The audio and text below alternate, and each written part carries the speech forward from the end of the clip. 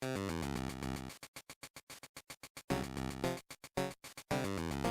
get some emotes in the chat for Credible Star. That was amazing. Show me your most hard rockinest emotes.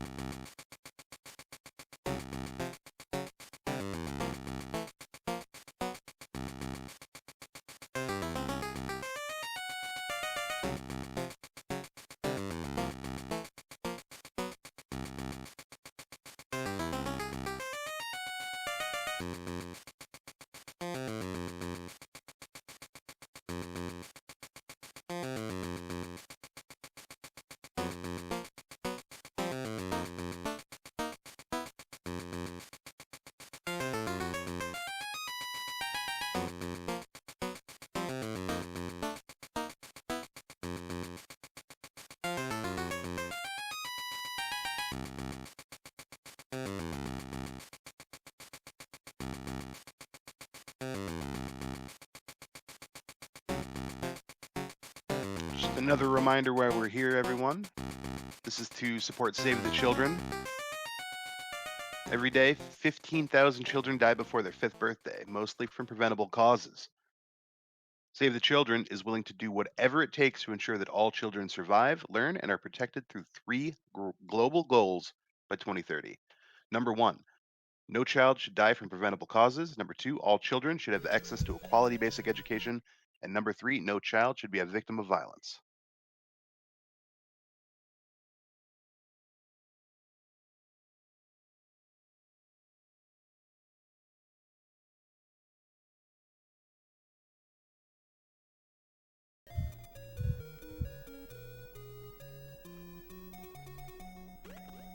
All right, and it looks like we are about ready for Cocoron. I'm sorry, I know that's probably not how you say it, but I have to say it that way. Biddy Kong, are you ready? I'm good to go. All right, let's do it.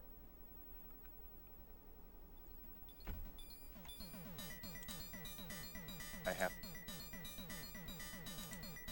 All right, so for those of you guys that are unfamiliar with this game, and I am assuming that is most of you, this is Cocoron or Cocoron or something. I don't know. It's a Japanese title. Someone else can worry about how to pronounce it. But basically, this game, it's interesting that I followed the Mega Man block, Buster Only, and then that awesome Mega Man concert. Because this game was actually made by the same guy that made Mega Man 1 and 2. His name was Akira Kitamura. I'm sure I'm mispronouncing that as well. But basically, after Mega Man 2, he got tired of Capcom and went and left and formed his own company. And this is the first game they made. It's called Cocoron. And you'll see some similarities to Mega Man as I go. But without further ado, let's just get right into it. The timer is going to start when I hit start on the... well, not press start right there, but on that first menu item right there. So I can count down. So I'll start time in 5, 4, 3, 2, 1, go. And we're going to get introduced to Taper right away. Now this blue guy, he's basically going to come down and he's going to say, hey, I'm the god of dreams, or something like that. And there's a princess, and you have to go rescue her. While you're asleep. So it's nice that this is a late night run. And then he's going to say, hey, well, we are in a dream, so you can be whatever you want to be. So we're going to see one of the unique things about this game. It is a platformer, but as a part of the platformer in this game, you actually have a character creator, which is something that you don't see on a lot of NES games, which is kind of fun. And basically, I can create a character. I can choose a head and a body, and a weapon. I chose throwing stars. And I can go. So right now I chose the flying body so that I can fly. And took a little hit there. That's okay. And basically, yeah, I'm gonna go through the Milk Sea, and that is not sand, that is cheese, just in case you were wondering. And boom, I'm already the first boss. So the first boss is this pirate. Every level has a boss, just like Mega Man. It's got an energy meter. You'll see it there up there at the top. And I can choose which level I go to. So I'll explain a little bit more about that after I beat the boss. But basically, this first one, he's pretty easy. You just kind of mash him down, just kind of like that, and boom. Now we're done with the first boss. It's relatively simple. And as we go, it'll become a little bit more clear, kind of what we're doing. But that's it for the first level of the game. Now Taper's going to come down, and he's going to basically take us back to the character select screen, and we are going to make one more character. And actually, we get to make 6 characters in this game, but hey, this is a speed run. We only use 2 of the characters that we actually make. If you look at the world record route, they actually do use 3 characters. This is marathon route, which I will only end up using 2 because there's only a minor speed difference with the other one. And there we go. There's our second character, Skullboat. And now I'm going to go from the pirate ship to the castle. And so you get to see one of the interesting things about Cocoron. Every level actually has an entrance and an exit part, and I totally botched that fall. And that basically means that depending on where you were and where you're going, the level that you're about to play could be entirely different. And basically there's an entrance and an exit. So I'm going out of the beach. And as I go out of the beach, I'm going to go through a little midpoint, and now I'm going into the castle. So I'm going to play the exit of the beach and the entrance to the castle. And depending on where you go, and what levels you do, and what levels you start at and end at, and everything else, what your routing is, you're only going to see probably half of the total stage content in the game. There's whole enemies that we're going to just completely skip over. And every playthrough ends up being different. It's a very non-linear experience. Which is, again, pretty unique for an NES game. And now we're to the second boss. This is the Joker. And this is kind of the run validator for the game. It's kind of a real pain if you end up dying here. And because you start out with these stupid little cards. And the idea with the cards is you'll see me try to jump up and shoot the last little spade that pops down. And that's because the next card spawns whenever the last spade is off the screen. So it'll either wait until it's off the screen, or it will wait until you kill it. And that's when the next card will spawn. So we're already at the 6 of spades. And then after that, the boss will change. Reason why this is the run validator, it's pretty simple. I mean, this little intro part of this boss takes forever and a day to get by, and you don't want to have to wait on it twice. And so we're at 9 already. After 9, you're going to see we're going to get the Jack of spades is going to come down, and then we'll get the Queen. And then the Joker himself will make his appearance. Not the Batman Joker, obviously. So, we kill the Jacks. We kill the Queens. And now the Joker appears. And his movement pattern is awful. It's completely random. And you basically, hey, give me a good pattern. That's good. There we go. And we got it. That might be one of the smoothest Joker fights I've ever had. Because he kind of just moves around the screen wherever he does. But hey, it works for me. Good for a marathon. And now we're going to rescue the king. And Taper's going to come down. We're going to make our third character. And at this point, we are just going to end up creating... Let me adjust the game audio there. See if that's a little better. At this point, we're just going to end up creating trash characters. So, if Tubes is out there, we're going to end up literally creating Team Trash because we never use them. And we're going to go, so we're going to exit the castle level. We're going to go to the ice stage. And one thing you'll notice is they do reuse enemies a lot in this game. But the cool thing about that is that the enemy's behavior changes depending on where you are and what you're doing. And especially in this next one, you'll see the penguins do something interesting that they didn't do before. And so this stage is actually very easy to die on. I think I actually screwed up my jumps, so I'm going to be careful. There we go. Now I'm back on track. That beach ball is following me.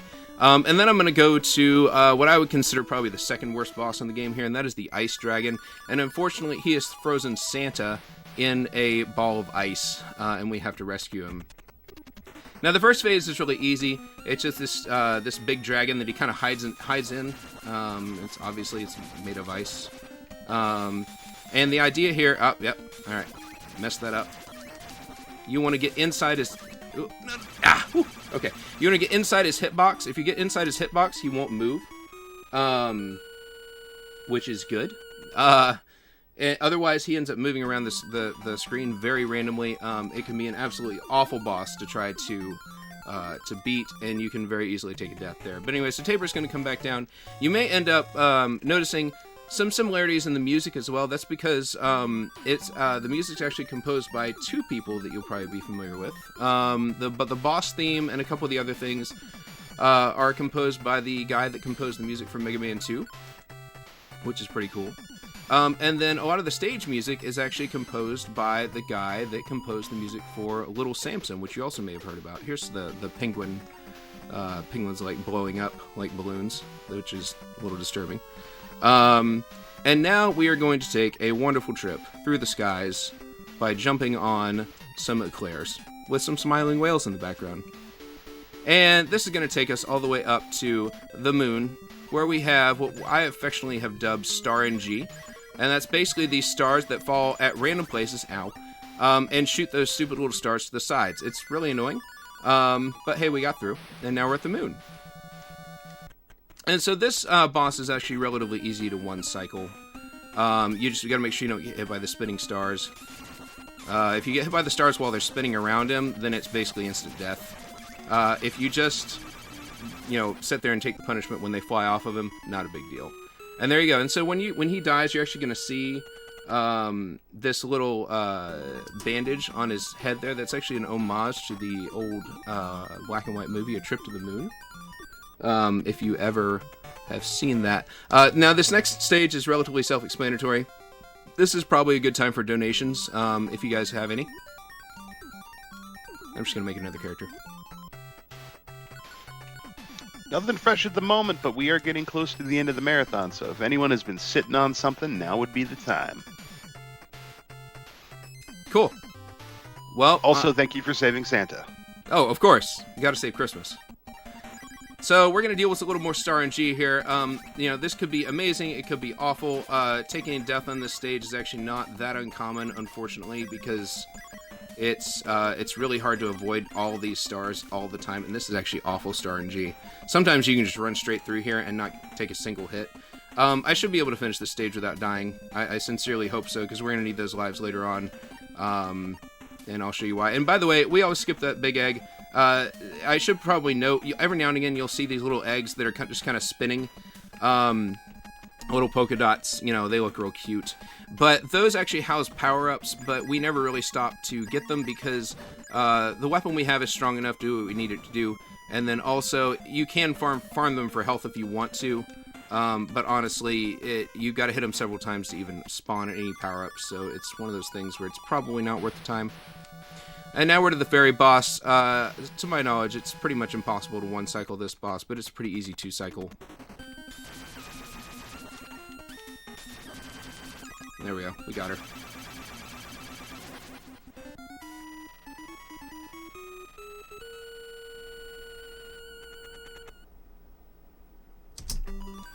Alright, and so now we're going to rescue this little fairy. His name is Cocoron. And he's saying, hey, my sister or brother or something, Cocoron has gone missing. Have you seen it? So now that it's going to change a little bit, and he's going to tell us, hey, well, wait a minute. I got to create another character, and then I'll narrate what he says. Yeah, that moon is a little disturbing looking, for sure.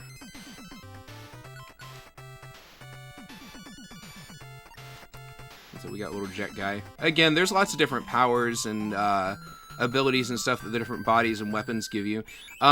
Seizure warning, by the way, and also for the rest of the game. So now Cocoron is going to tell us, hey, I saw the princess in a giant egg trapped somewhere. You need to go rescue her. Where have we seen a giant egg? Well, basically, we're going to go to the closest stage midpoint that we have, which is going to be going to the pirate ship and then kind of going underground. This is actually one of my favorite stages. It goes super fast if you do it right. Hopefully I'll do it right. And it's just a lot of fun. Movement's a lot of fun. There we go, got through. Oh no, screwed that movement up. All right, going the long way. It's okay.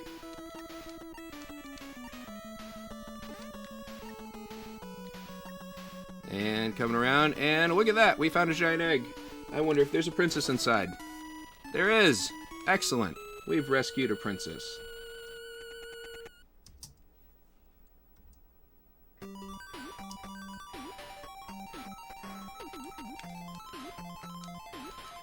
And she's basically saying, hey, that guy who you thought was your friend, yeah, Taper, he's actually evil.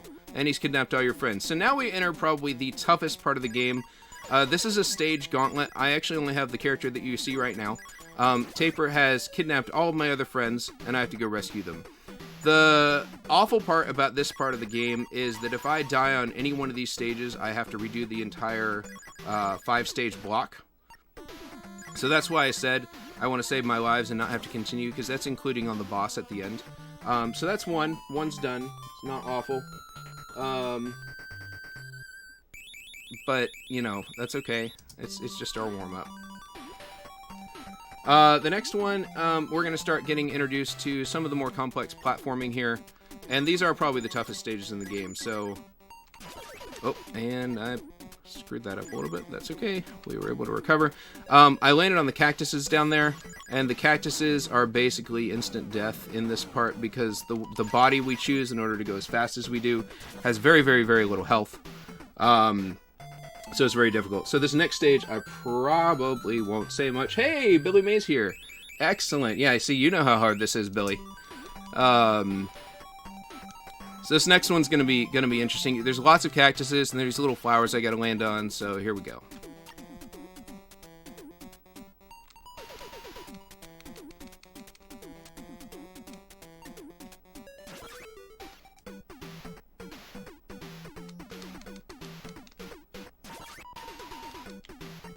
Whew, there we go. Okay, good. And this next stage is going to be the only stage you see where we end up using our friend Skullboat. So we're going to use him, see if he works. Hopefully he does. There's one jump at the beginning that's a little scary with him. So we're going to hope we don't die. Come here, Skullboat. Oh, we got through the jump.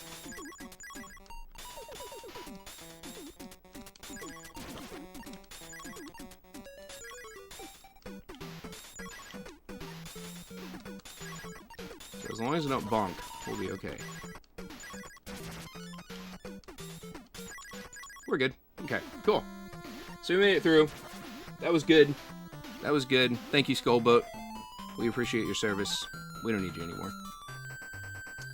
And now we're gonna go to Rescue 5, where we rescue our fifth member. And we're gonna jump up here. Kill some penguins. Kill some more penguins. And if you've ever played Panic Restaurant, I don't know about anybody else, but these stupid little fish on the that are decorating the stage remind me of the fish in the fishing minigame in that game.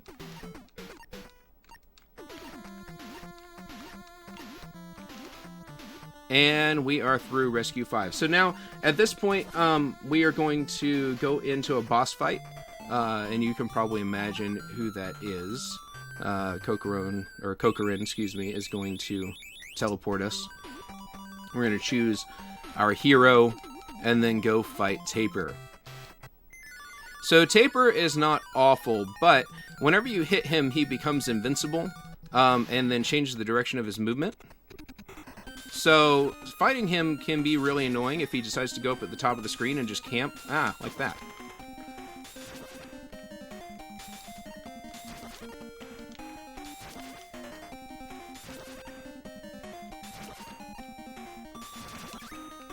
And hopefully you don't ram your face into him like I just did. No, I rammed my face into him. That's okay. We'll get him. So the reason why I said we want to save our lives is because if I get a game over on this boss, then we have to do all 5 rescue stages again.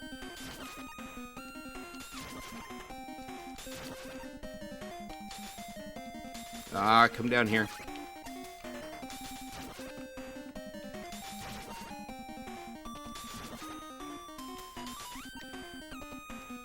So what you're looking for here... Sorry, I'm trying to talk as I concentrate. What you're looking for here is basically to stun lock him so that he... There we go, we got him. So you're basically looking to stun lock him as much as you can so that he doesn't fire any or drop any of those eggs down to the ground or fire him sideways. And now we have rescued Cocoron, the title character of the game, and he's basically saying, hey, it's worse than you thought. He didn't just steal your friends. He's going to eat this entire dream with you in it. So now we have to go stop Taper for a second time. And this is the final stage. So this is what I call the cake shop. And I know you don't see any cake yet, but I promise you will. Right now, just lots of fish and penguins. And, oh, and lambs. And lambs. That are like, I don't know, on vanity mirrors or something. It's a weird game. What can I say? Now down here, I'm going to drop all the way to the bottom, and then I'm going to scroll left. Oh, not good. Not good. Okay, got hit in the face with a candle. So those candles will absolutely ruin your day. They do obscene amounts of damage. If I get hit by one more, then I will end up dying, having to redo the level again. I'm going to do safe strat there. Good. Got it. Okay. So that was the last real dangerous candle. And it is possible to kill that guy before he fires the thing, but hey, a little life. I'll take a little life. Let's go ahead and do this. Oh, well, useless, but that's okay. Alright. And now we are at Taper. The one and only. This is the final Taper. He's basically the same as he was before, except now when he gets hit, he shoots eggs laterally in addition to down and diagonally. So you can't it kind of just makes it so you can't camp up top and try to just shoot at him from the side. Ooh boy.